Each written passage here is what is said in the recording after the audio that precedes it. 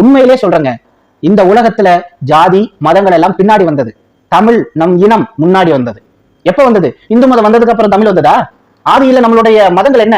ஐயா, சைவம் வைணவம் எல்லாம் பழைய மதமாகவே இருக்கட்டும், பிற்காலத்துல அதெல்லாம் தழுவி இந்து மதமாக உருவாக்கப்பட்டு இருக்கும். எனக்கு அதை பத்தி கவலை இல்லை. இத்தனை வருடங்கள்ல கீழடி ஆதிச்சநல்லூர்ல பல ஆயிரம் வருடத்திற்கு முன்னாடி வாழ்ந்த மனிதர்களினுடைய பொருட்கள், அவர்கள் பயன்படுத்திய பொருட்கள், அவர்களை அடக்கம் செய்த அந்த கொள்கைகள், இதெல்லாம் நமக்கு தெரிய வருது. எந்த ஆய்வுலையும் எந்த ஒரு ஜாதியும் முன்னாடி வரல. அதை முதல் புரிஞ்சுக்குங்க. இன்னும் பழமையான ஆய்வுகள் செய்யும் பொழுது மத அடையாளங்கள் இருந்ததில்ல. ஐயா, தண்ணிய இன்னைக்கு நம்ம பைப்ல எடுத்துட்டு போற மாதிரி அன்னைக்கு காலகட்டத்துல மண்ணுல குழாய் செஞ்சு எடுத்துட்டு போயிருக்கான் சார். அதெல்லாம் இன்னைக்கு வரலாறுகள்ல இருக்குது, பார்க்க முடியுது. இன்னைக்கு தோண்டி இருக்க அதெல்லாம் கிடைக்குது. நெஞ்சில மார்கட்டி கொண்டு தமிழனே, ஜாதி என்பது உண்மையிலே இல்லாதது. மதம் என்பது உன் உடையை போன்றது. ஒரு காலகட்டத்துல நான் யாரு, இப்போ யாரு, நாளைக்கு நான் யாரு, என் புள்ள யாரு, யாருக்கு தெரியும்? எனக்கு பிடித்தது அதன் வழியிலே செல்கிறேன்.